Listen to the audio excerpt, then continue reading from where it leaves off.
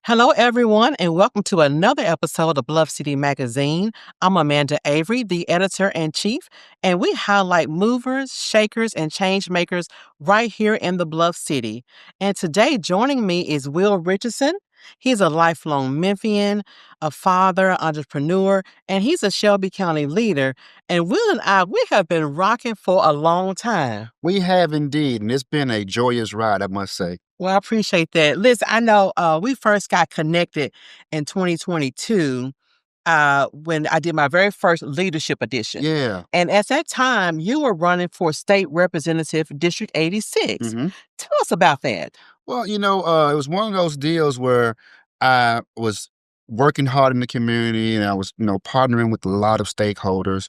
And somebody mentioned the idea of doing so. And so just being a newbie in the political game, I really didn't know which way to turn or what to do. So I just threw my name in the hat, hoping for the best.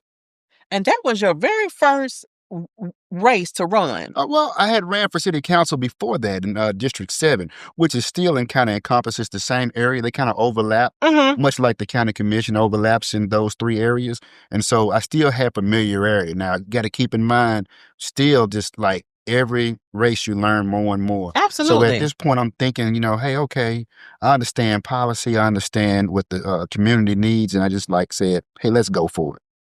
Now, when you ran for District 86, we know the incumbent at the time was Representative Barbara Cooper.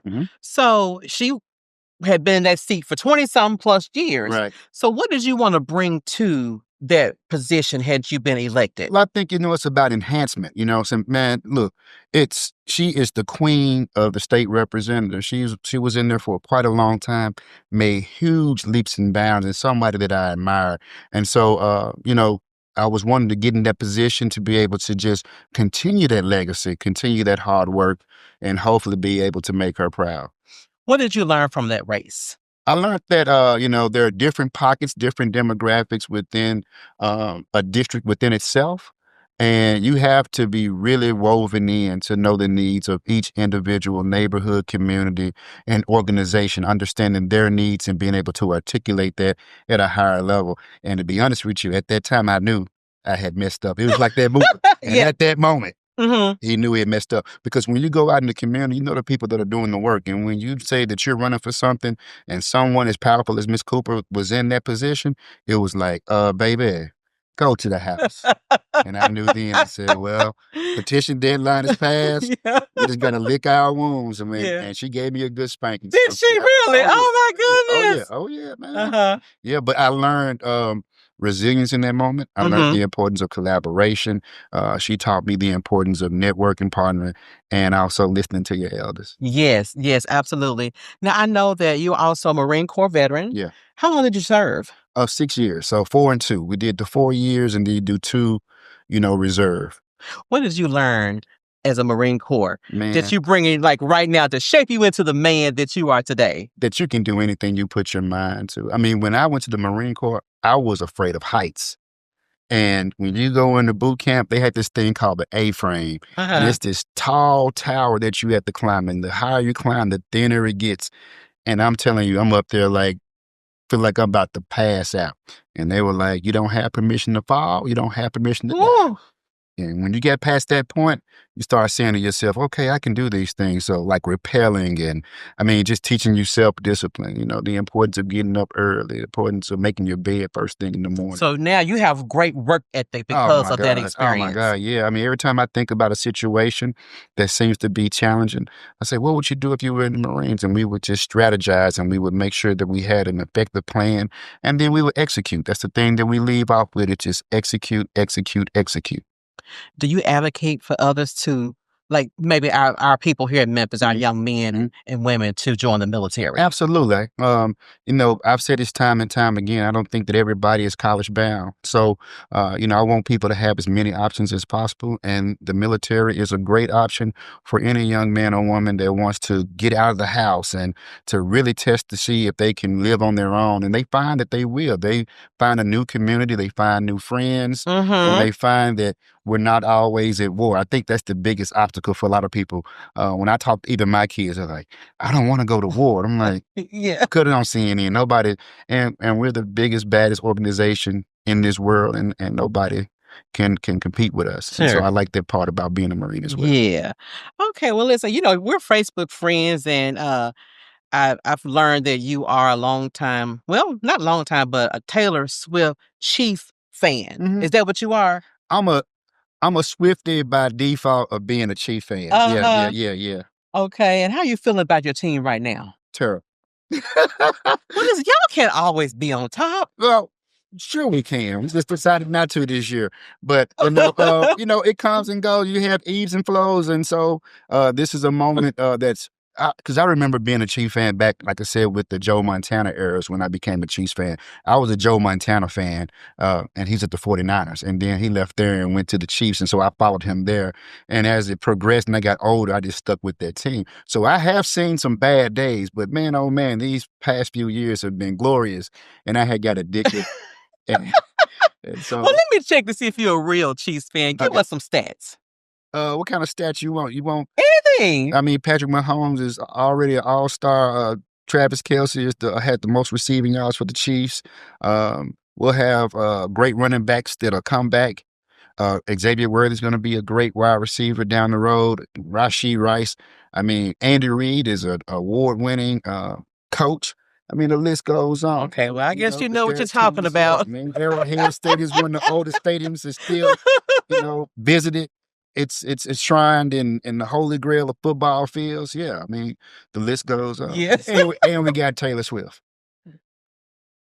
Here's my next question. So let's get into some of the work that you do in the community. Mhm. Now, I know in issue 26, my issue before then, I did a couples edition. Yeah. So you and your lovely wife, LaTanya, was one of my couples that was featured. Mhm. And we titled your article Partners in Purpose. Mhm. And I just want to know, just collectively together, what is your purpose for you and LaTanya working in the community right here in the city? Well, we just kind of just bounce ideas off each other all the time on how we can make our community better. And, she is a brainiac, much like myself. I'm more of the risk taker. She's more of the organizer. And so it pairs well when you have that type of collaboration, especially within your marriage. And so, we just take a joy out of sitting down, identifying issues within our community, and then devising a plan that will help solve and eradicate that issue, and partnering with other great people in the community that make that happen. And we get a joy out of that. I mean, we do this day in and day out. We love it. We don't know what we would be doing outside of this work. So we have fun doing it. We see the results. We see the outcomes, the desired outcomes that we want for our community. And along the lines, we have created a lot of great relationships with people in the community who want the same. Yes. Now, how long have you been married? We've been married 13 years. 13 years. 13 years. But we've been together for 18 years. 18 years. Uh-huh. Wow. Yeah. Well, I know that you guys are doing a lot. And you've also taken up golf. Yeah. So that's one of the activities that you do. Yeah. I just think that a lot of deals are made on the golf course. And I've always said that. Okay. And I said, well, let me pick this game up. And so one of my good friends, John, taught me the game of golf. And I've been playing ever since. And now I've taken other people out and they're okay. You're going to get them there. But yeah, definitely. I guess when I think of golf, I think, and I know deals are made on the golf course, of course, but I think you just really have to have a knack for patience. Definitely, because golf will teach you the art of patience. Because one day you can be supreme and you're thinking, man, you know what? I might be able to get a green jacket. And you play the next day and you realize that you won't get a magenta jacket. It's just a game that changes day in and day out. And, wind factors, the course itself, the holes change every day. And, no two games are the same. And so, just because you have that little run of a week or two of great golf, you can go out there in the same course a week later and have the most terrible game. But that's what keeps you coming back. It's the thrill of the chase. Oh, okay. Well, when I think of golf, I just only think of Tiger Woods. Yeah. He was just, the pinnacle of success Yeah. as a golf player. Mm-hmm. So do you want to just be a professional golfer, or you just do it just as a hobby? It's just a hobby for me. I think that, I mean, you have to devote as much time as we do in the community on the golf course. And so I don't have that time because I'm devoted to my community. But the times that I do get the opportunity to go and play, I like to be good at anything that I do. Mm-hmm. And I want to be good enough to compete. But I know that those guys that are able to go on those PGA tours, they are truly, truly special. Yes, absolutely. So currently, you're the vice chair of the Shelby County Democratic Party Mhm. until 2027, right? Right. And one of the things you told me, and I remember this distinctly, that there is a gap between the community, the party, and the elected officials. Mhm. Share with us what that means. I just think that everybody's kind of spread out right now and everybody's kind of doing their own thing. And within that, we created a culture of misinformation and not enough collaboration. And when you don't have those things, Commissioner Reginald Milton told me best. He said, information is like milk. If it doesn't get out fast enough, it spoils. And so I think that we have to work better at bridging the gap with everybody, and everybody has to work together in order to make our community. Are we missing unity? I think a little bit of it is unity, Okay. and it's just because we've been doing it that way for so long. But we know that we're better together. We do know that. We say it all the time in all of our speeches and our messages. Mm-hmm. But to actually act upon that, what does that look like? And so we've got to work better at doing that. And I hope to be able to do that in the near future. Okay, well, that sounds great. So before we get into the meat of this, Mhm. I know you are celebrating 20 years Mhm. as the owner of WR Community Services, Yes. and you provide services for the elderly and the disabled. Yes. And I know that has to be a challenge. Yeah. Yeah.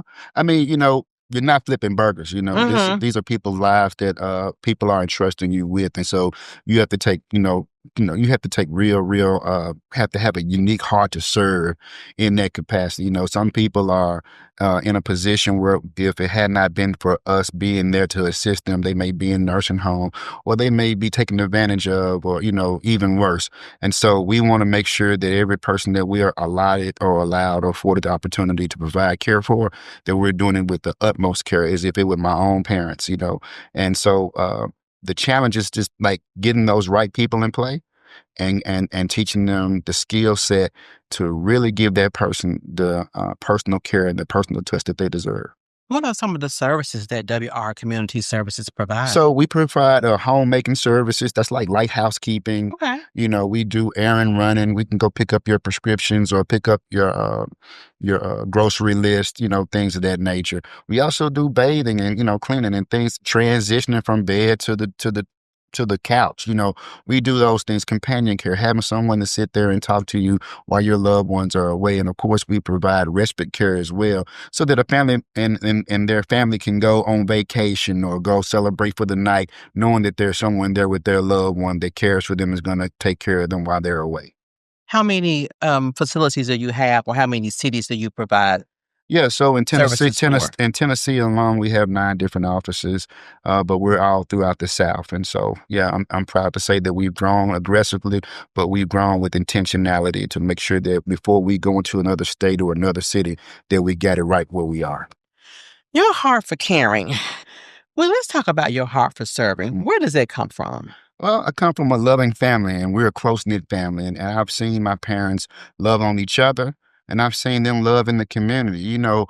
Back in the day, and I'm saying it like I'm super old, I'm 48 years old, but I've seen where there were troubling times, hard times within our community, within our neighborhood, and I saw the importance of being a good neighbor and the importance of caring, because one person could lose their job and need assistance, and I remember people coming over and us helping, but I've also seen it where, we were lacking and coming up short on things, and we could rely on our neighbors, and I just saw immediately at the young age the importance of taking care of each other.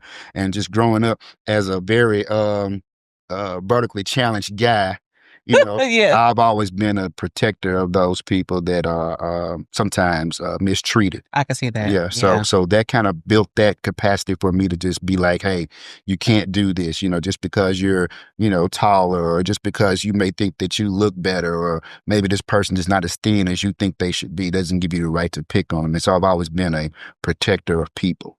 I love that. And that that really shows in a lot of your efforts here on the local level. Yeah. Serving is just your motto. Right. We have where there's a will, there's a way, but serving is just where your heart Yeah. is.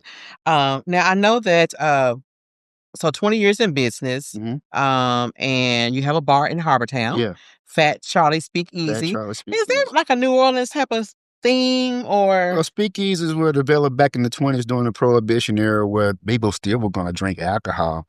And so they would go into different places, laundromats or whatever, and they would hide behind certain walls and they would have drinks and police would come in and try to raid and it would look just like they were having a social club.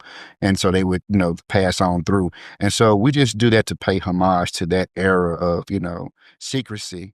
And yeah, I mean, we got yes, great very drinks. secrecy. Yeah. I can barely find it when I was looking for it. Well, that's the whole It's point. in the cut. It's in your face, but Yes, not in your face, right, right? yes. Yeah. So And I want to just let everyone know that Speakeasy, Fat Charlie Speakeasy was named after my grandfather. after your grandfather, Uh-huh. but USA Today Uh-huh. named it one of the top 29 bars Yeah, in man. Yeah, America. yeah. We were very humble. Oh, look, Yeah. clock that T All right right. there. Yeah. Listen, represent the M. Yeah. So, that's what it's about. Like, I want people to know that Memphis has some great gems in it. And I Mhm. want people to know that Memphis is not what the narrative is on TV, that we're a horrible city, we're super dangerous, it's like a third world country. We're not. No, we're not. We're not. We've got a Yeah. lot of great people, a lot of great ideas. Definitely got Memphis great has people here. has some of the most creative people in the rooms, and we're a resilient people. We come from nothing, but we find ways to add value. And there's nowhere you can go in the world,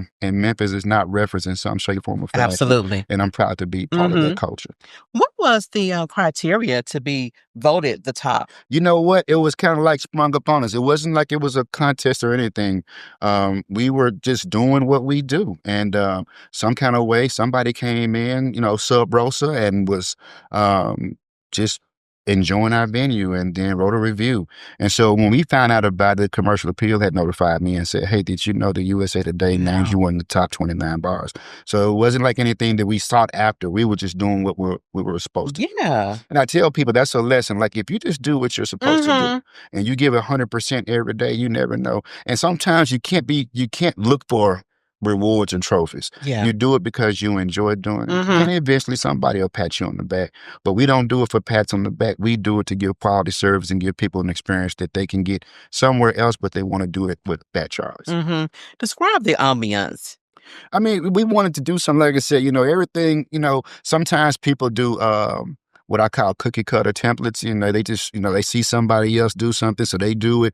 And we wanted to just be outside the box. Mhm. I'm a person that's a trendsetter. I don't like looking at over the fence and seeing what someone else is doing and try to duplicate it. What you see is authentic from what we designed and what we view as what a speakeasy or what a cigar and bourbon bar should look like. And we get those compliments all the time. People walk in and says, "Man, it doesn't feel like you're in Memphis, like you just left and went to a." Mhm. And so that's the aha moment that we wanted to capture from everybody when they walk in the room. Actually, when the first time that I went in there, I looked around and I was like, "Wow, this was like built with not just care, but it was built with a vision that, like you said, was just like not necessarily Memphis, Right, quote unquote right, right. Memphis." And I could see, the thought that was put into, everything, the aesthetics, Yeah. and I mean, wow, it's amazing in there. Yeah, so what we want to design is the new Memphis, right? A Mhm. new Memphis that's thriving, a new Memphis that's outside the box, a new Memphis that's fun and just the vibe. I think that Memphis should fall right in the conversations of a New York, Chicago, New Orleans, Miami. And Absolutely. so this is the catalyst to that. And so we're gonna do other projects as well in the near future. But we want to Yes. set the tone on, like, this is what Memphis should look like. Do you have a signature drink that's the only we can get at Well, Fat Charlie's? like, there are so many speakeasy drinks, but I believe in my heart, and I say this with conviction, that we make the best old fashioned in the city of Memphis. The quality of bourbon that we use and the ingredients that we put in Mhm. there, all the way to burning the orange peeling and pulling the oils out of the orange peel, Mhm. make us truly, truly just remarkable.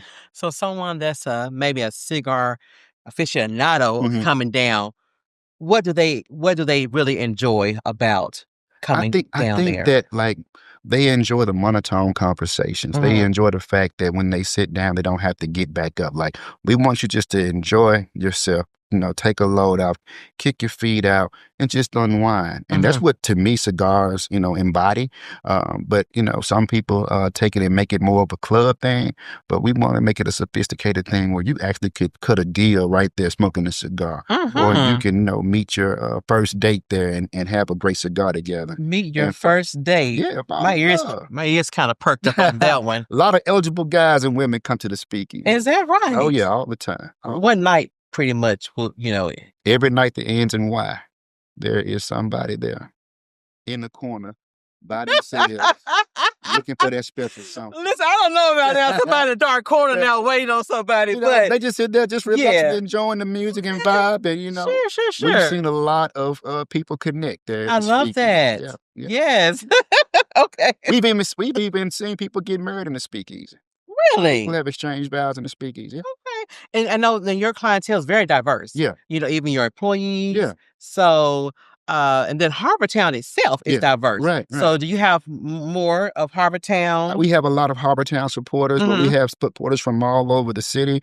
And now with USA Today and that article all over the country. Yes. We even had people from across the pond to say, hey, we're from Ireland. We're coming to Memphis. Wanted to stop by. We enjoy Speakeasy. So that's been a blessing to us. But we, like I said, it's the new Memphis. We want to show that people can get along. And with cigars in the bar that we've created, we've killed a lot of false narratives, Okay. You got people that think that you can't sit in the room with this person, something might happen. We find that cigars bring people together. So we've seen people from all walks of life, different races, genders, that just sit down and realize, hey, at the end of the day, we all want the same thing. And somewhere in this midst of this world, we've created a culture that believes that we don't.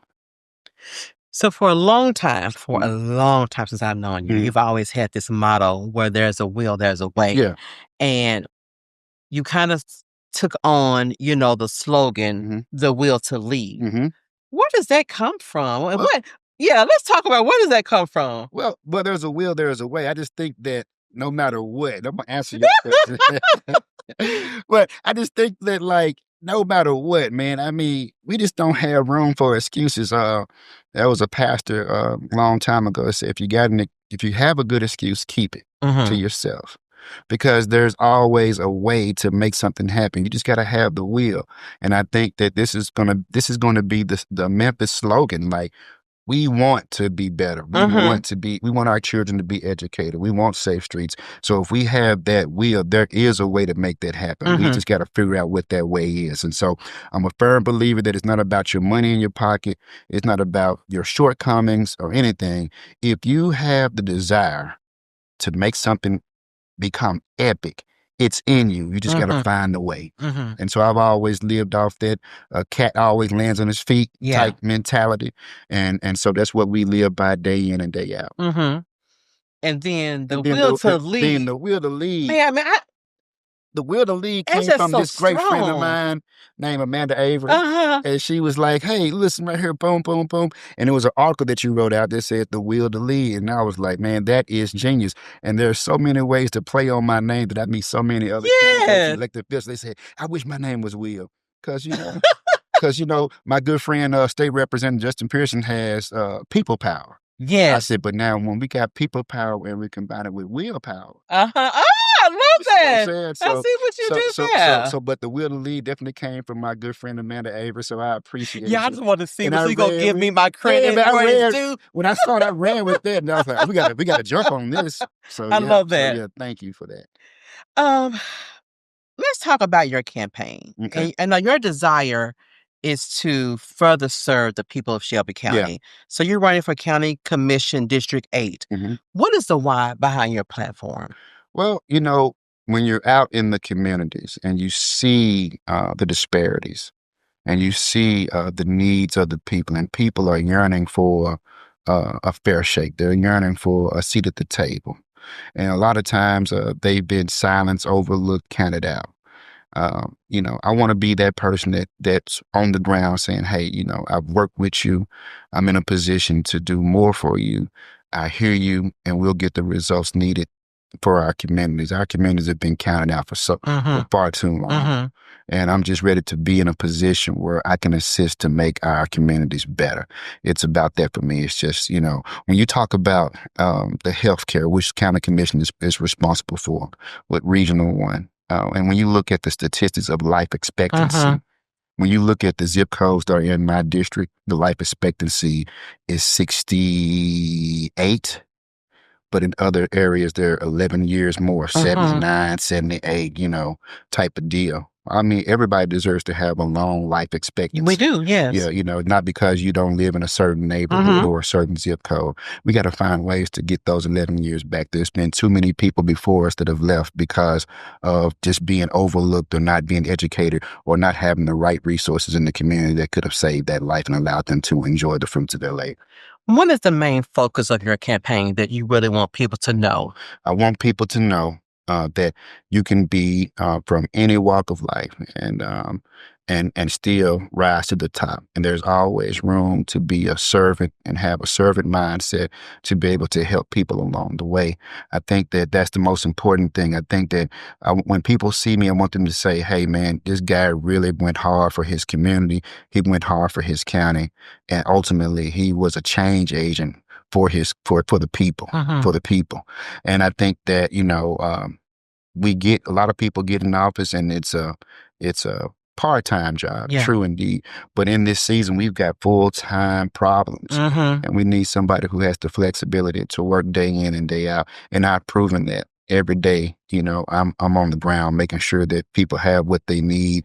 We're bouncing ideas. We're running those ideas to our elected officials and we're holding them accountable to get the desired results. If elected, you're doing the work already, so you're already on the ground. Yeah. If elected, what would you do different? What would this position allow you to do that you're not already doing? Well, I think sometimes people take you more serious with a title in some places, in certain spaces. But also, I think that, people will be happy that I'm there because they know they have someone that's going to fight for them. As you said before, and I was asked this question a couple of days ago, what will you do to gain the trust of your community? I already have the trust of my community. We've been working together. From Frayser all the way to South City, we've been working for a long time together. So there's not an added layer that I would do.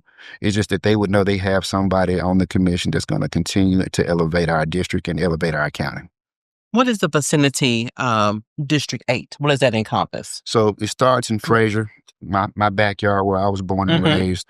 It's half of Frayser. The other half is District 7. So it's right there at the Watkins Split and goes over to the river. It works its way down to Uptown, downtown, South City, a little bit of South Memphis, going to like Macklemore and South Parkway.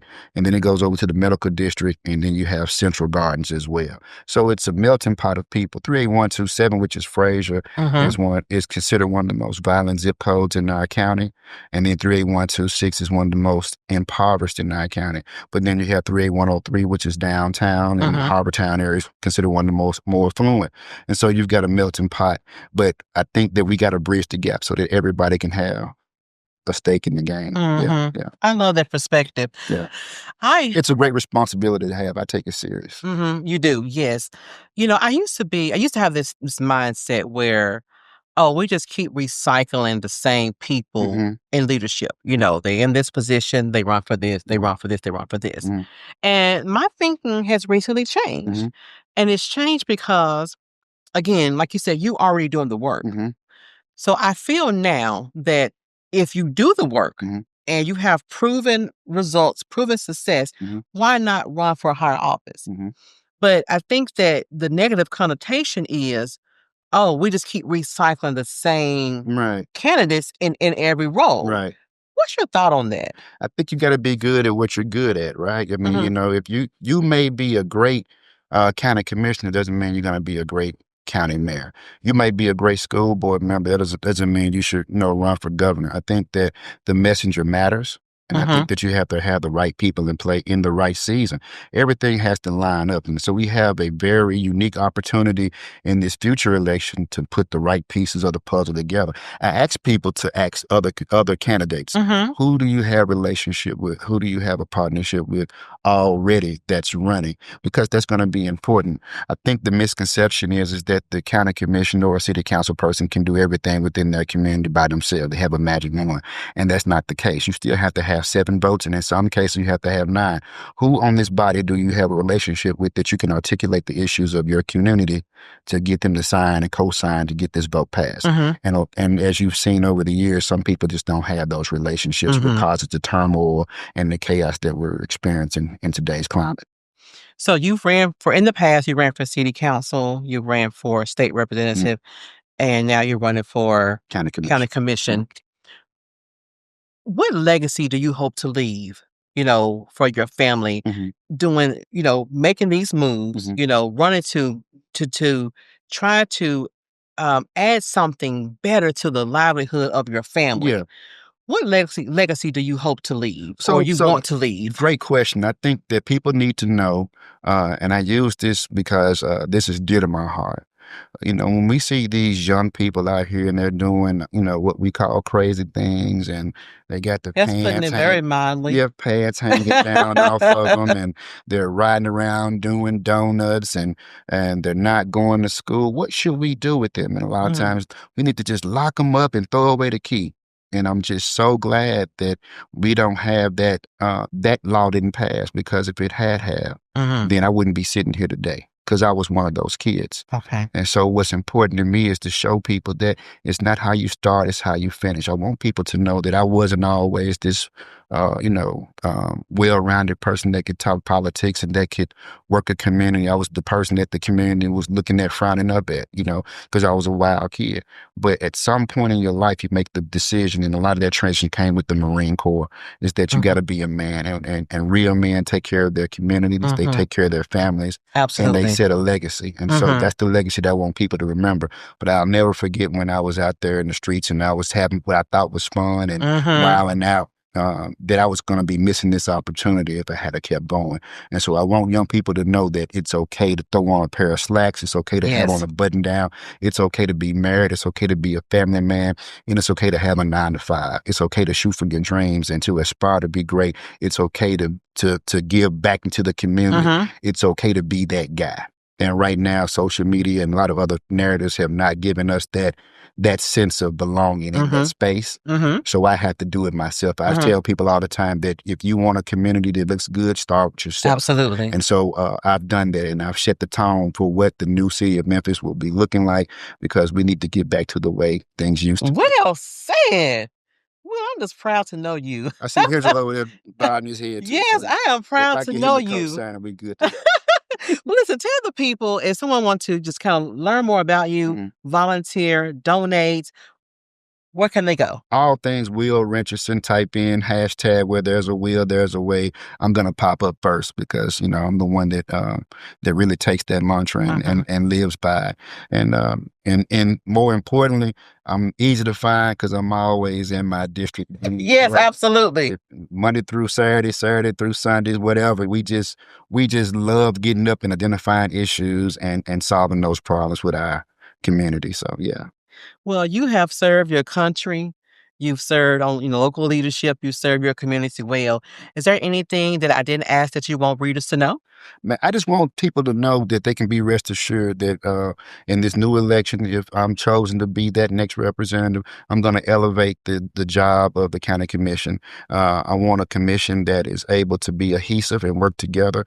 I want us to be able to identify those core issues that we haven't resolved, and let's get the ball rolling to make this county better. All eyes are on us right now. So we've got to make sure that we get it right.